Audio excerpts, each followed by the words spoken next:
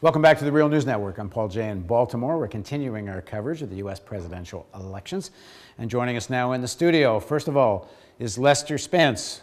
And we're going to cut to Lester. Here we are. Lester is a contributor to the book We Are Many. He's an associate professor of political science and Africana studies at Johns Hopkins University, where he specializes in racial politics and urban politics and American political thought. He's also the author of Stare in the Darkness, The Limits of Hip-Hop and Black Politics. Now, also joining us again, Marc Steiner from The Marc Steiner Show. Can't get rid of me. Can't get rid of you. So, first of all, I'm going to go Marc first, just to get an update. What's happening? We're now at about 10 to 11 on election night. Well, I think it's going the way that, what's that 538 column in the New York Times? Yeah. It said it was going to go. I mean, Obama's going to win this. Looks like he's squeaking through on a popular vote. And they're neck and neck in all these states you can't call yet. And I just think that the horse race part of it is showing that Obama's looks like he's going to win unless something drastically changes by the end of the night. And Florida, he loses Florida, he still wins because he's slightly ahead in Ohio. Right, exactly. Then you're looking at the Senate races. I mean, Warren won in Massachusetts. Aiken lost to McCaskill in Missouri. And Lieberman's seat went to a Democrat. Right. Now, do we know how close it has to be in Ohio for the absentee ballots and provisional ballots to matter? I think it's about 250,000. I think is the number. It has to be if it's 250,000 or more in Obama's favor, then these ballots don't count. In which case, it's not a big hang-up in Ohio for a week or 2 weeks. And it's looking that way as we stand right now with 64% in.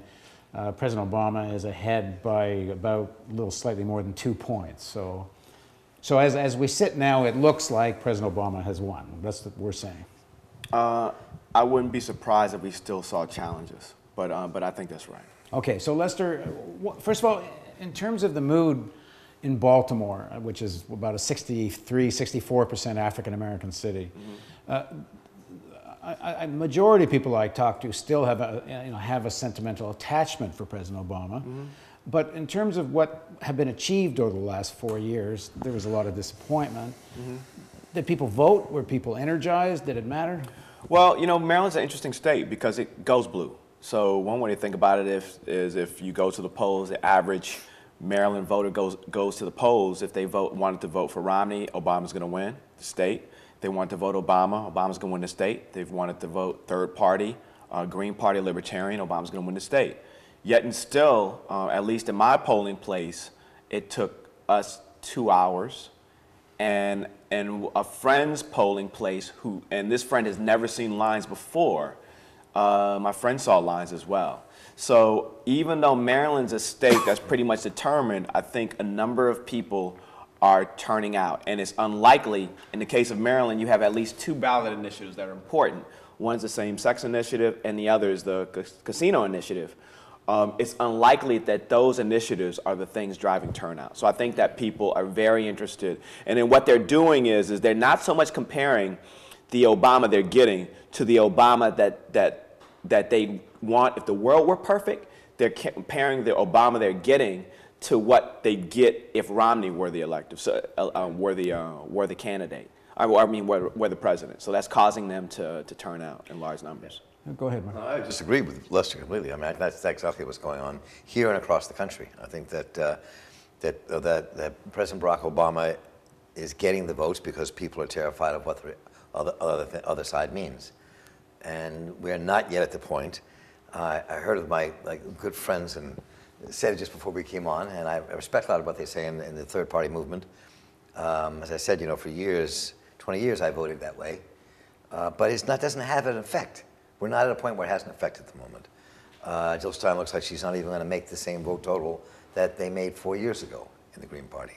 Because people are terrified of each other in America. And people who vote for President Barack Obama, the Democrats, are terrified of what Romney represents. Look, the polls are busy everywhere. I live in a community now. In this election, last election, I lived in a community that was really Democratic and mostly African American. Now I live in a community that is really Republican. Yeah. And the polls were jammed. Yeah. I mean, they were jammed. So the partisans are coming out on both sides, but I just think that's where the American electorate is. I'm much more interested in what is underneath this vote. What do people believe in and why they voted the way they do? Why is it that these 4 counties I'm following in Virginia and West Virginia that are white working class counties that went for Obama in 2008, why are they now leaning and going for Romney? What happened in those rural white areas that made them switch? You know, And do you have some answers to that? I'm going to find out. We're actually going to be talking to folks from Appalachian Mountain Radio on the air tomorrow and the next day as part of our new program, Beyond the Spin, to find out what's going on. We want to take a ride down there and meet with folks and just talk to them about what they think and believe about America and where they are. I really want to know what's underneath of all this. I mean, I fully expect young people, communities of color, black community, Jewish community, to vote for Barack Obama. But I'm very curious to see what this swing back and forth is. Right. The issue of race and racism in this election, it rose so much to the surface that it was even talked about in mainstream media. Yeah, for the first time.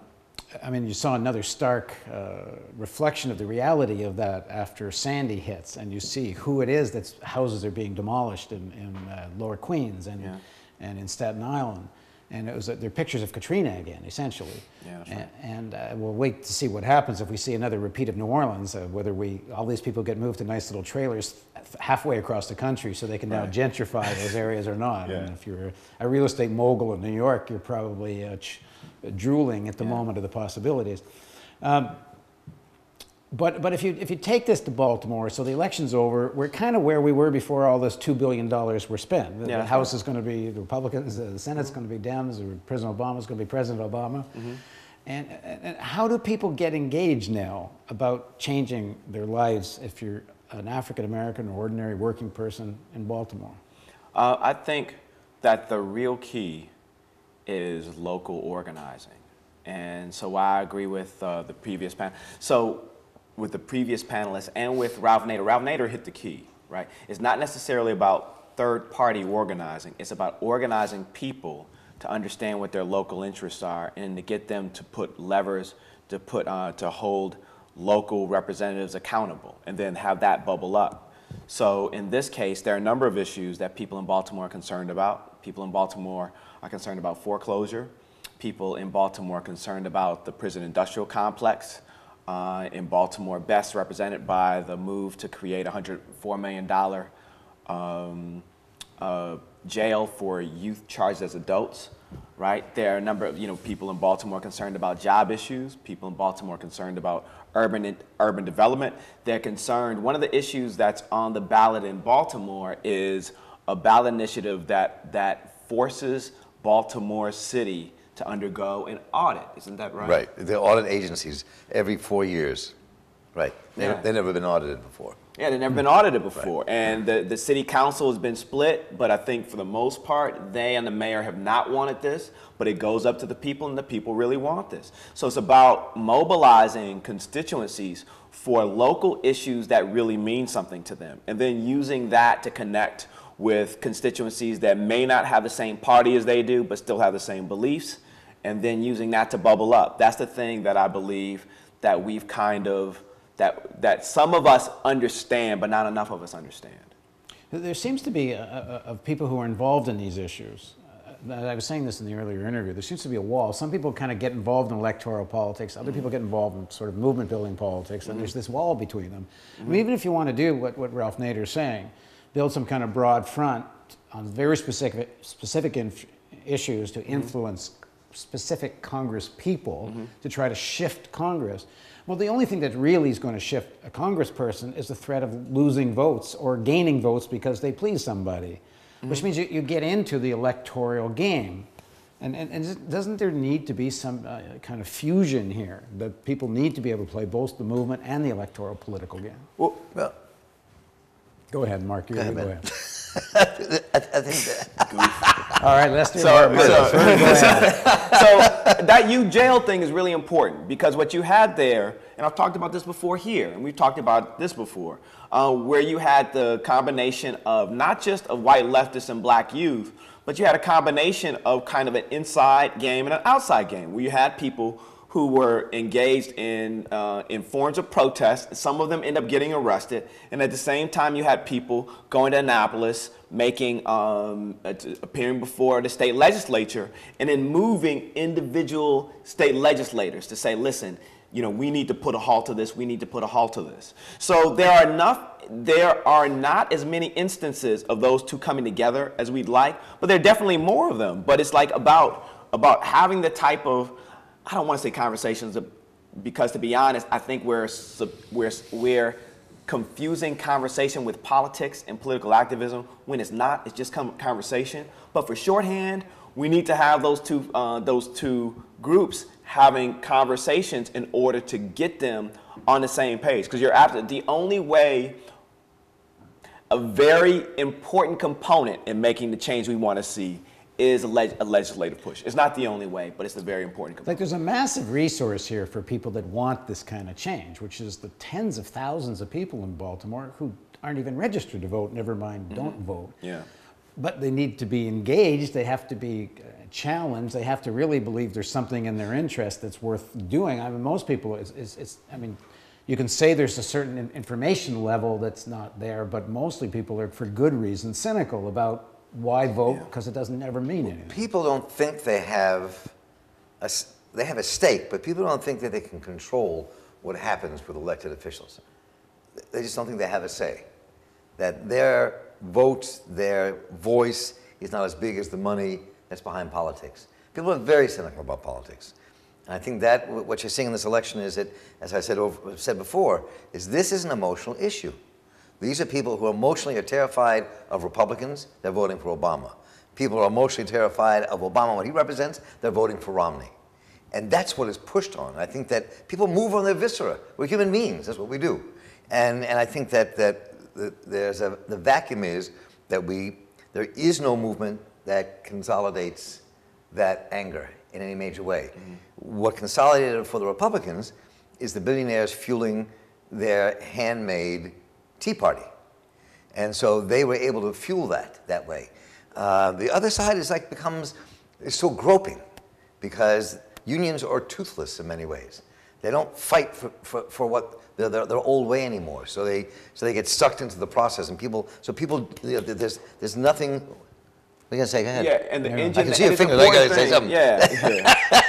and the engine they cut. Right, that Organizing for America joint that right. Obama had. Well, right. I mean, he reinvigorated it, but he had it 4 years ago, and he on purpose cut it. Right, so it's not just a matter of folks groping. It's like the one engine that was generated just was allowed to lie foul, and because it would have broken the boundaries of yes. parliamentary yes. politics, and he didn't want to go there. Yeah, but it's still a union organizing and ground troops that are fueling Obama's victory in many ways. They're still the ones doing it. I mean, I get tweets all the time from the union workers in Baltimore who are in Richmond, Virginia, turning out to vote for Obama. So they're still there. Yeah, and because they see themselves as incapable of any more. So you have to work for Obama because you're so afraid of Romney's labor policies.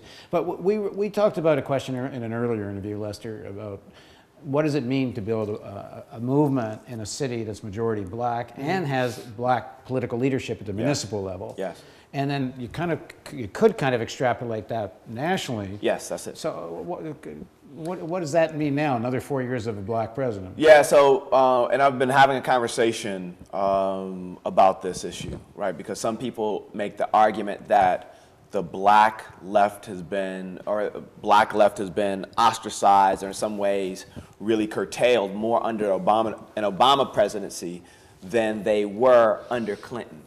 And one way I agree with, one way I can see how that argument works is if we look at black mayoral empowerment, if you look at cities like Baltimore or Detroit, and how black mayors have been able to kind of stifle black criticism using blackness as kind of a cloak, as it were, right? But the reality is like, even if we allow for that, black criticism under liberal to left-leaning governments has been small anyway, right? So if we compare Obama to Clinton, yes, there was more pushback for Clinton, but the real pushback against Clinton came when Clinton threatened black middle class and upper class gains, right? So there wasn't really a pushback against welfare. There wasn't really a pushback when Clinton signed the crime bill that made a number of offenses, like federal offenses. There just wasn't that pushback. So what it's incumbent upon us in this moment is to realize that, okay, there wasn't some type of magic moment when the black left was really organized, not in the modern period anyway. What we have to do is kind of go back to basics, go back to organizing, peer-to-peer organizing in local communities around local issues. If you're a black academic like myself, this means you know, to the extent you want to kind of pontificate about this issue, you pontificate, but you organize locally. If you're a professor at Hopkins, you organize in your neighborhood and at Hopkins. If you're a professor at Princeton, you organize at Princeton, right? Instead of talking about this black community or organizing at a national level against Obama, you work instead on very local issues to get people to understand what their interests are and then use that to bubble up. There's no substitute for it. That's the only way. I mean, the reality is that most black political leadership on the local level are ruling over territories that are deindustrialized America, where there's very little power, where most people who are poor and working class do not vote. They don't come out to vote at all. And their issues and what's important are never at the forefront. You've seen a little bit of that, like in Baltimore, with this movement to stop the youth jail, just right around the corner from where your studios are. Yeah. That's galvanizing some people. The question is that they stopped it once, can they stop it again? This could be the birth of a different kind of movement that could take place in this town. And that's it. You see that bubbling up. But the question is, can it motivate people in communities to come out? Is another question. We'll see. We don't know. I think that look, the part of the problem is that people understand, I think, that the answers they're hearing from politicians are not the answers that are going to solve the problems of this country. Well, that's what I was about to say. Isn't there missing a vision to fight for that's more comprehensive? Like I was getting my hair cut the other day, and I was talking to the woman cutting my hair, and You get your hair cut? Excuse me. Are you one to talk, sir? Are you one to talk? I'm sorry, man. Like, no, I mean, you're a man. I'm sorry. You have to come out like that? No, this is. I'm sorry, go ahead. That was like shooting fish in a barrel, except you're in the same barrel, man. I know, it's coming, man, it's coming. Okay. All right, I think I probably forgot what I was going to say. I was getting my hair cut, and I said, you know, if you can't solve, and it's nothing, it wasn't so profound what I said, if you don't have jobs for kids that get out of school here, that, you know, if you can't think that you're going to work hard in high school, graduate with decent marks, and then your best job is going to be trying to work with a dealer or work at a McDonald's, you know, obvious solution, which you could even do at the municipal level, is try to guarantee a certain amount of jobs in the public sector for kids getting out of high school, and start building on that. Yeah, that's right. You know, one could work out that idea more thoroughly. Yeah. But her eyes just lit up only because I was actually saying something that actually started sounding like a constructive public policy that you could imagine would be good for you. Yeah. I mean, so what we have to do is figure out how to, our political imagination, use that word, and that's so important. Our political imagination has become so narrow.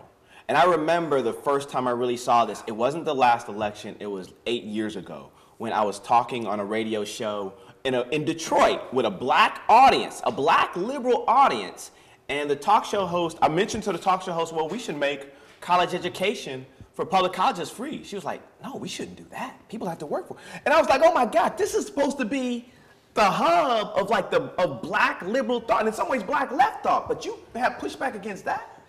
What we have to figure out how to do, and there are a number of institutions that naturally lend themselves to these types of conversations, whether it's churches or fraternities and sororities or community organizations, is figure out how do we have and I hate that term conversation, but to talk about political alternatives and then to figure out what those alternatives might do for us if they're put into practice.